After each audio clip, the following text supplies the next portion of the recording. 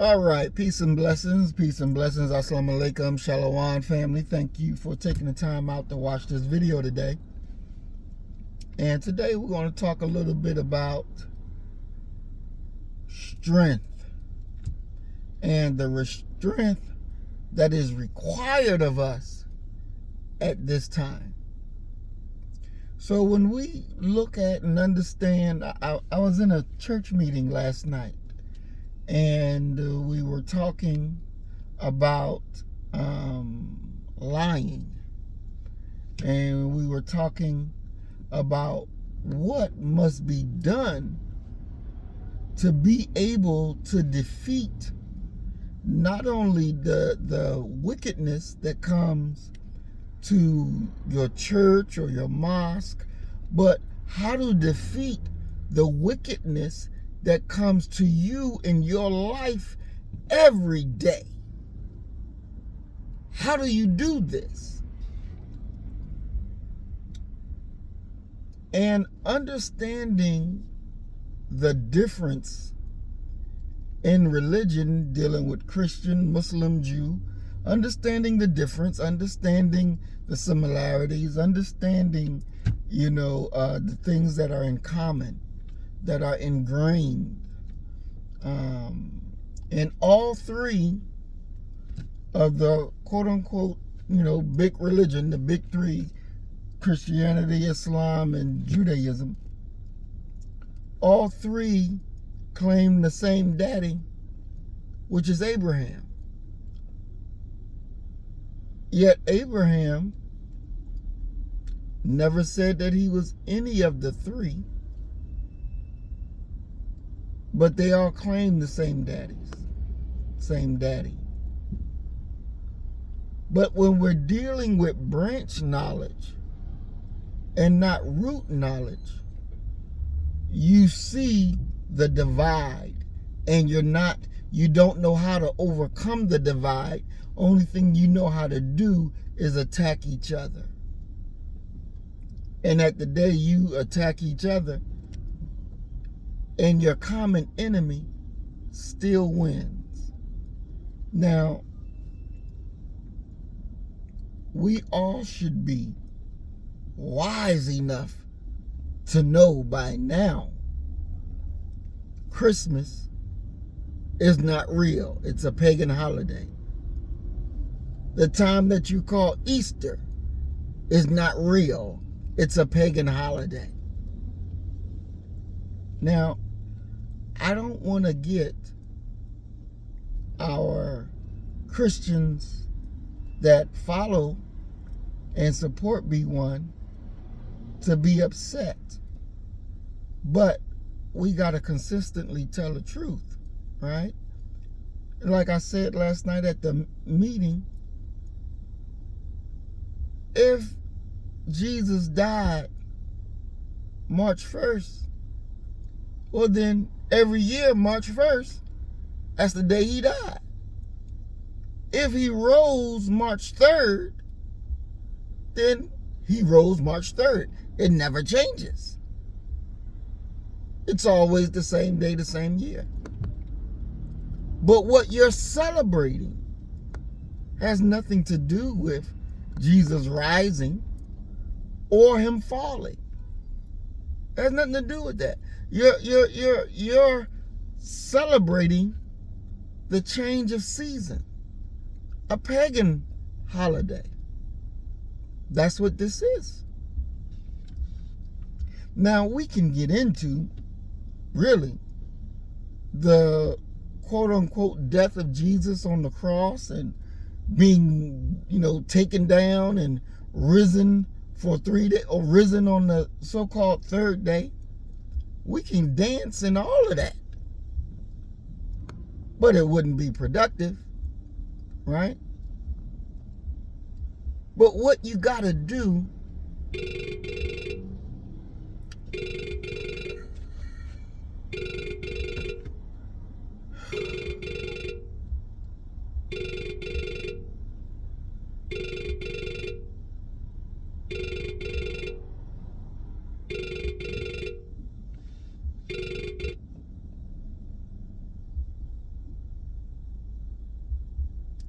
So, excuse me, I was right in the middle of it, and then I had a phone call that come through. But looks like we're back live now. So,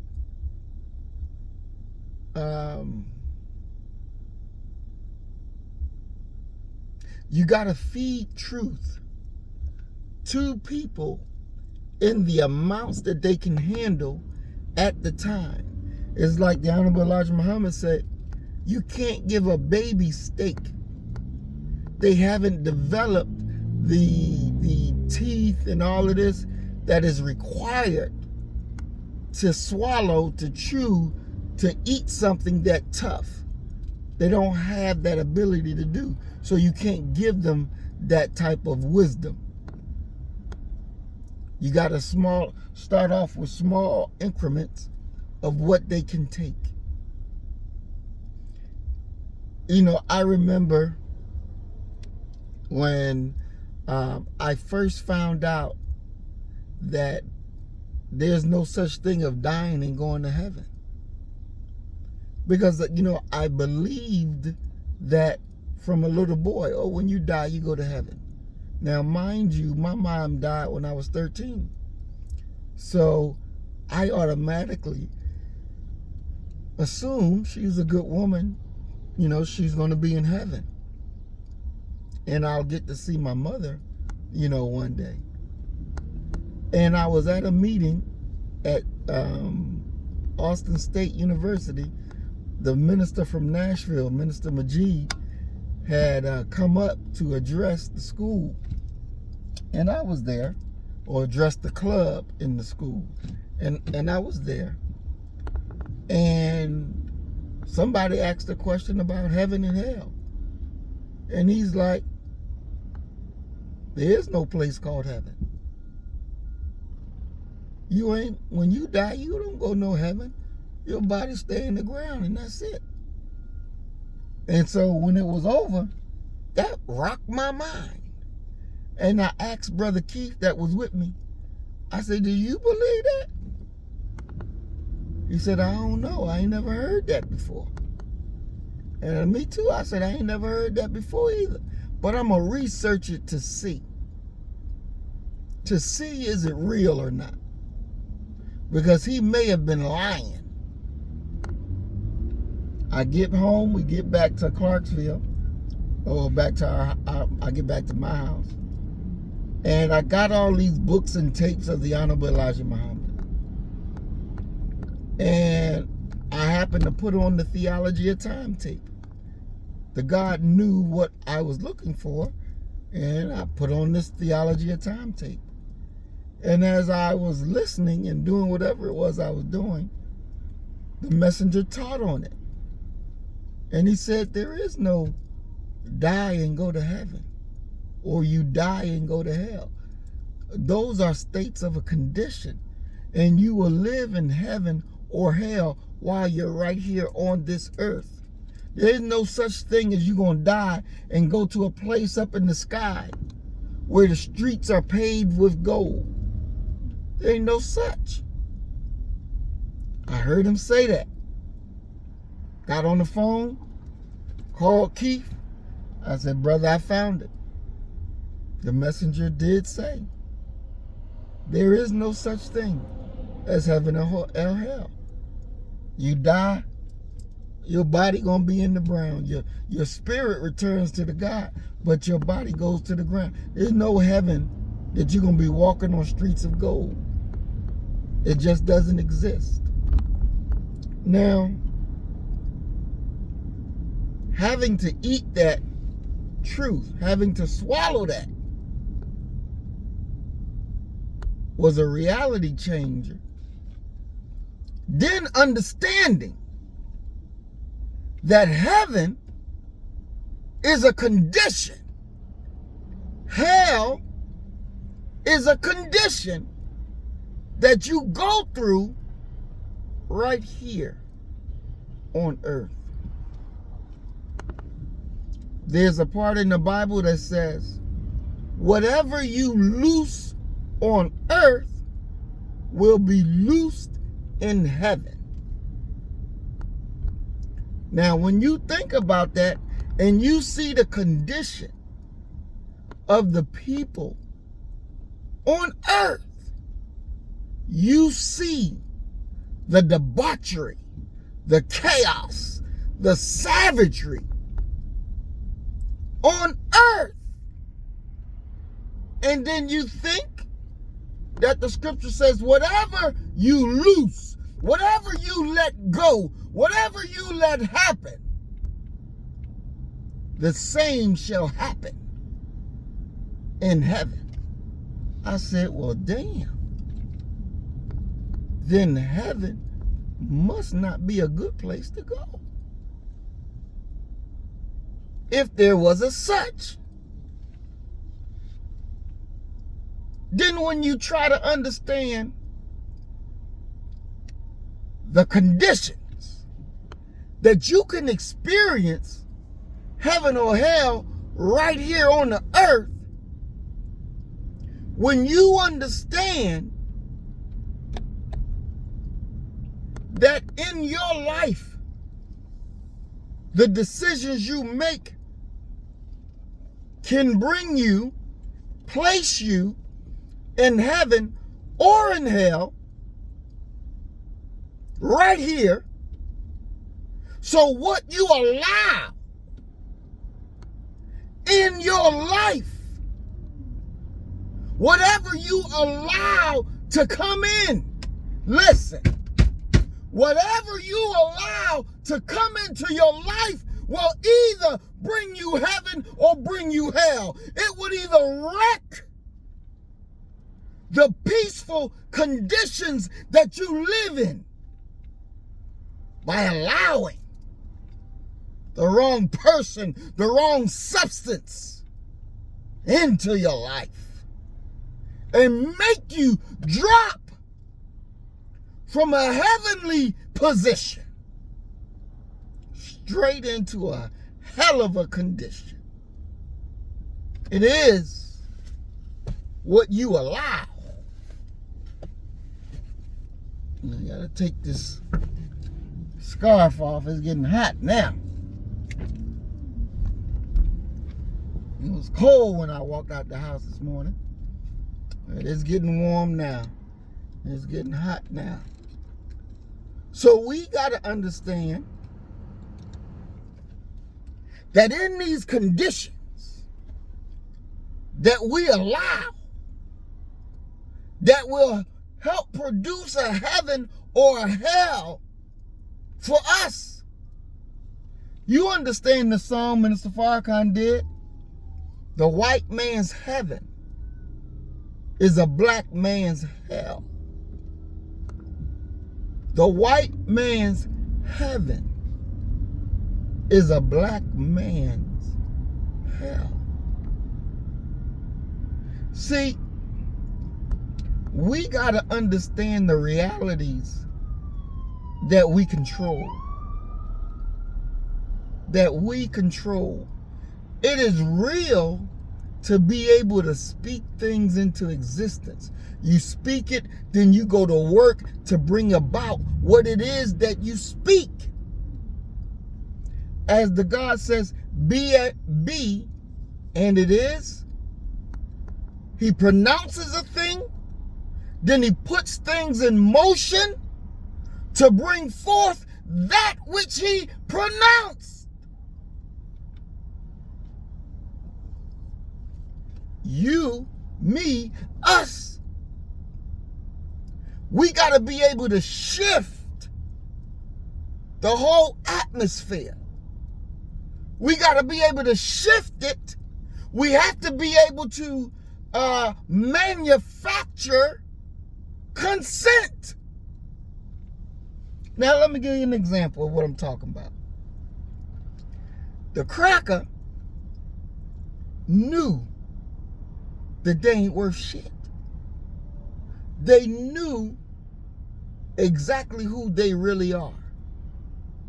But they also knew that they got a limited amount of time to get done everything that they need to get done. To fulfill their desires, They make no excuses. They show no humanity. And they bring their beast culture straight to life to take what they want and to kill if need be. Because at this point, it's by any means necessary. They make no excuses. They give less than a damn who it affects, how it hurts you. They only care about bringing to reality that in which they envision. Now, they said they are superior, that the white man is the apex of men. The white woman is the apex of women. The white woman is the standard of beauty. Now, you know, I know, we know that these are lies. But a lot of our people out there believe that that is the truth.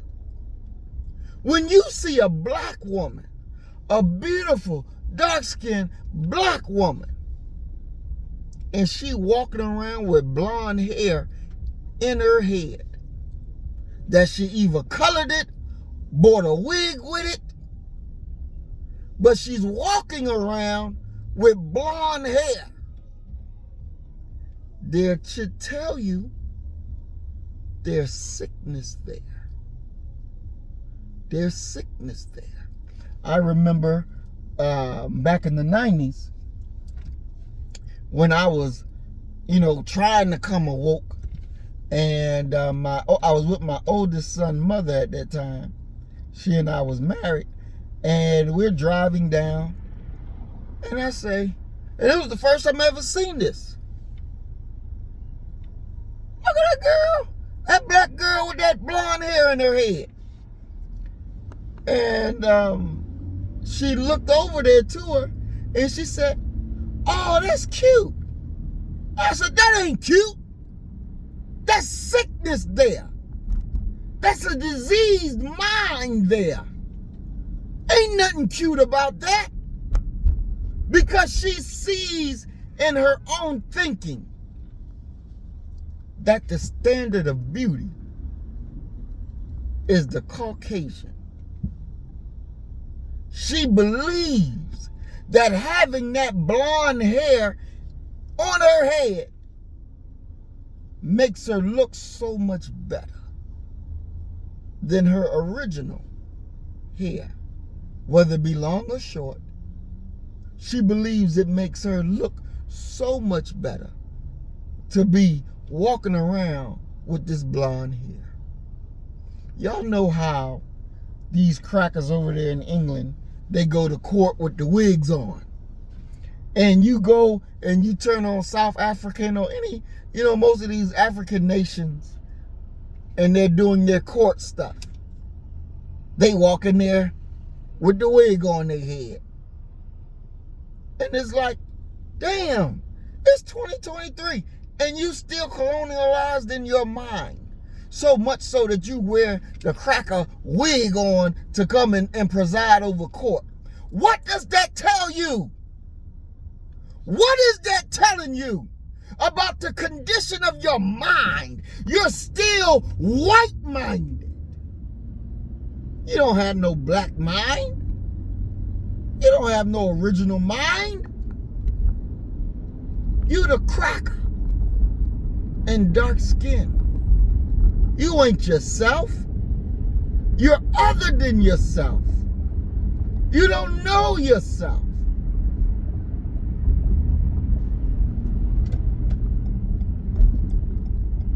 And that makes you wicked.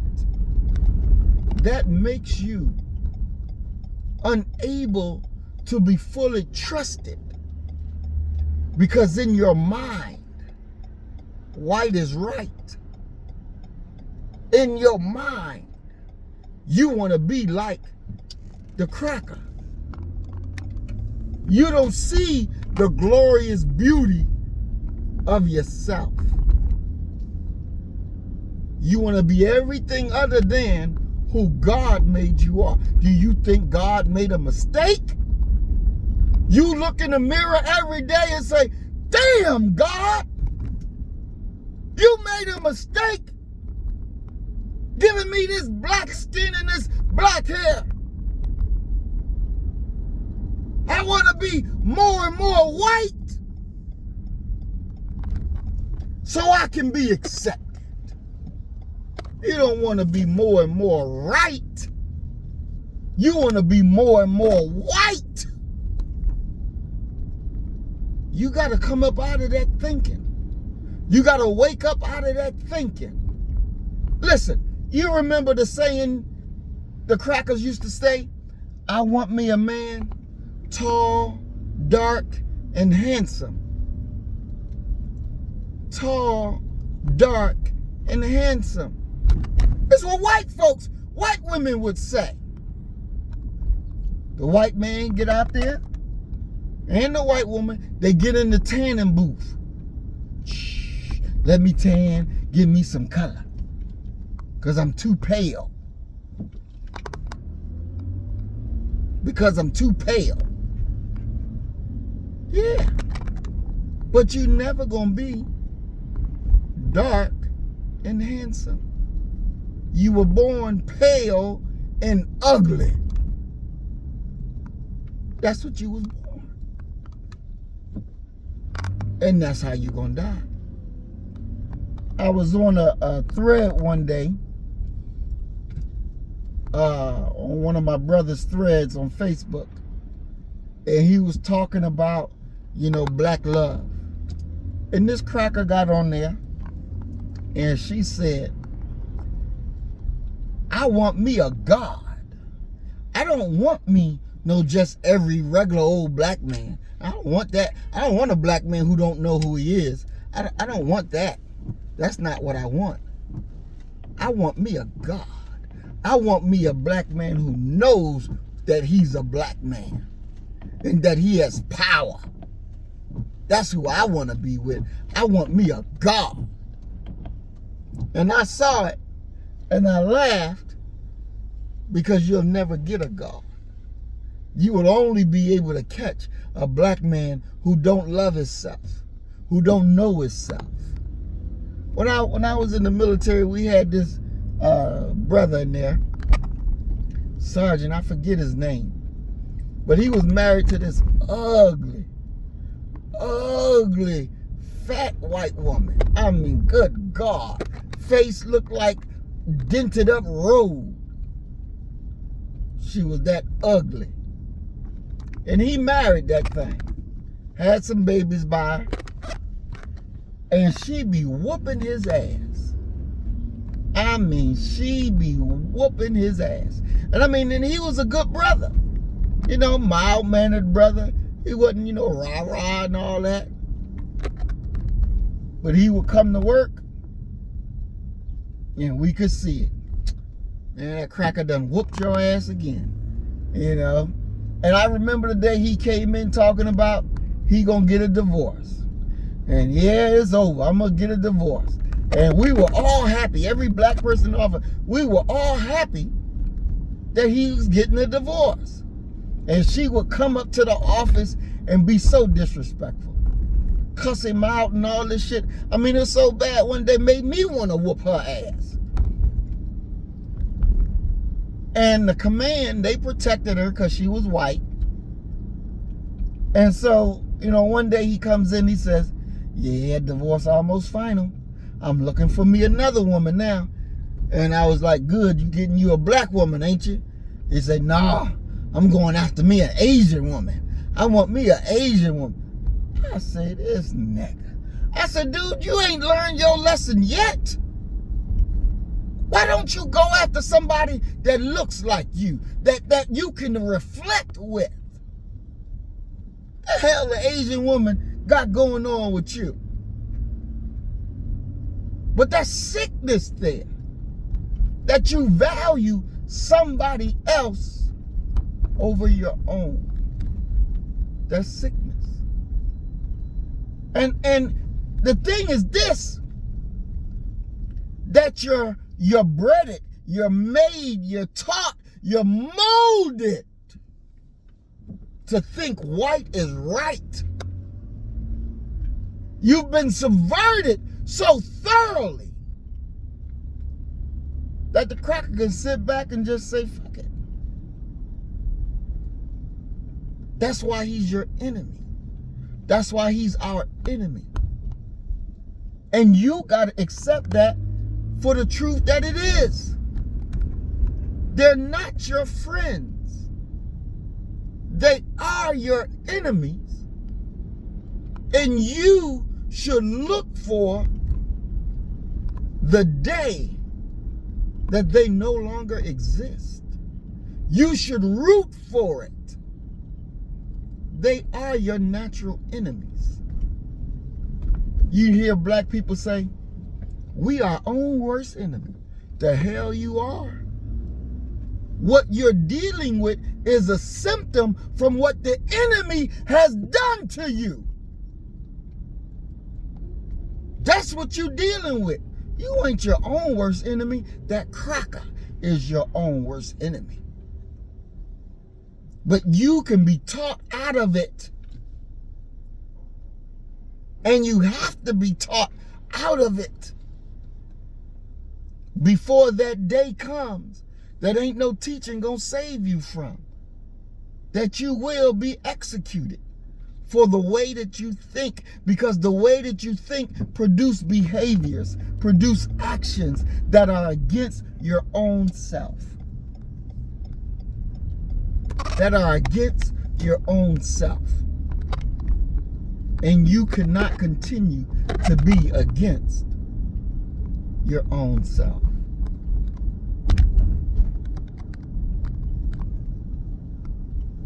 You have to stop committing self-treason. You have to stop committing this. Because it is through this self-treason how easily you be treasonous to one another. How easy you betray one another. Because you do it to yourself every day. Every day. You do it to your own self. And it's a damn shame. You know, they say you got to get your own foot out of your own way. Because you stopping yourself. You hurting yourself. Some of you can be in good relationships. Really, the best relationships you ever had. And you throw it away because the rottenness of yourself, and you don't even give yourself time. You don't give yourself time to fully develop and just stay with the good relationship, because it's only going to get better over time because you're learning more and more about yourself. You're seeing more and more about yourself. But you abort the process because you're impatient. Because you're thinking one way and it's the wrong damn way. But your person is being faithful to you and having patience with you, even though you do them wrong. It's all out of real love. Woo, girlie. It would be nice if you look where you going. But you gotta be able to see and understand. You gotta be able to do that, because if you don't, you're gonna miss out on what you've been calling for all your life. And when God sends it to you, you turn around and say, it was Satan. But it was your time.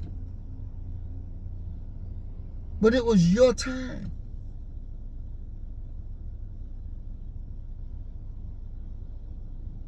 You got to come out of that. You got to come out of that and come into what the God really has in store for you. You got to do that. Because it's a new day. And the God is requiring something of you. And you're not going to be able to get it by attacking and destroying what he wants to make of you. And it's just the real deal. Ain't no ends, ain't no I. It is what it is. And we got to understand that God wants to make you over again. What do Christians say? You're going to be born again. He really wants to make you over. Because the enemy made a nigger out of you, and he wants to make you into a god again. But you got to let go of the false BS of this enemy's world.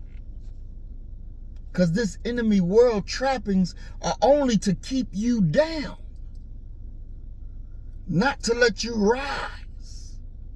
But the sooner you drop those bullshit things and accept your own and be yourself, you're on that rocket ship that the gravity of the white man's world cannot hold you. It cannot hold you. We let little things stop us from being us. And we can't continue this negative death process.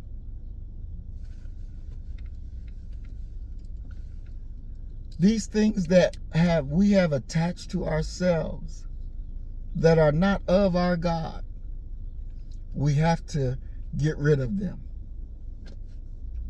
Because they're artificial. And they are things that adulterate our lives.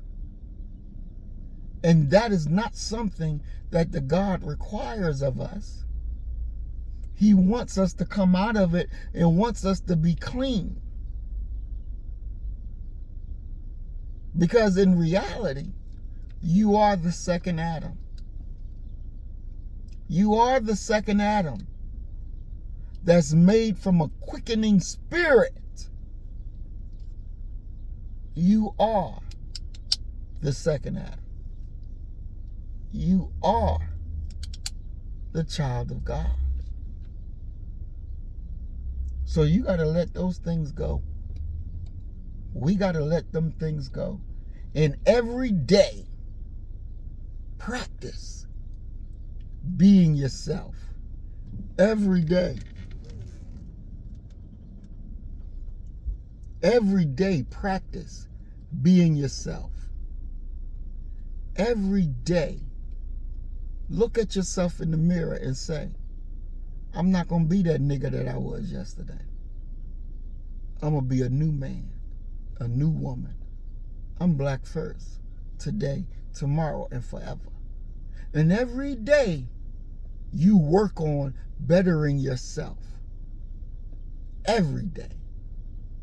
Don't let one day go by where you not looking in the mirror, working on yourself. I remember when I was in the military and we was out on a FTX, field training exercise, and the people saw me battling my command. They saw me fighting them.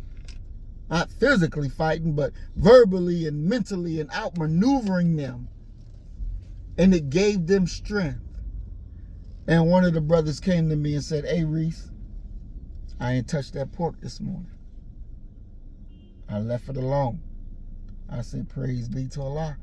Do it again tomorrow. Keep doing it, brother. And you're going to build up your strength. And I'm telling you, B1, you keep doing it. We keep doing it. And it's going to build up our strength. And when we hit that cracker, like Tyson hit Botha, and drop him, and we perform the God walk on him, you're going to be so proud. You're going to be so happy. Because you understood that you began the process of becoming the God that you're supposed to be. Don't abort the process. Don't abort the process. God meant for you, means for you that you're not going to be no nigga. You're not going to be an agent of Satan's army. You're an agent of God's army. And that love that the God has for you, and when he sends you that man or that woman, they have that same love that God loved for you. That's why they can take you doing the wrong that you've done and forgive you without you even asking to be forgiven. It's because they have that God love towards you. And they will always be there for you.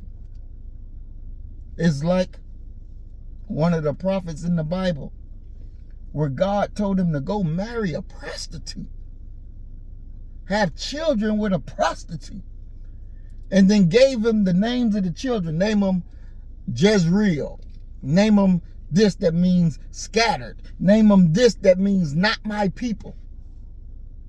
God, you want me to name my children this? But he had to pay for his wife with a price. And we have to pay that price to redeem our people. You kill the nigga in you, I'm going to kill the nigga in me, and our God will reign supreme. We are Black First. Today, tomorrow, and forever. Love you, family. Peace and blessings. Assalamu alaikum. Shalom. Remember, don't abort the process. And love is real. It's a redeeming quality. It's a redeeming force. Love y'all.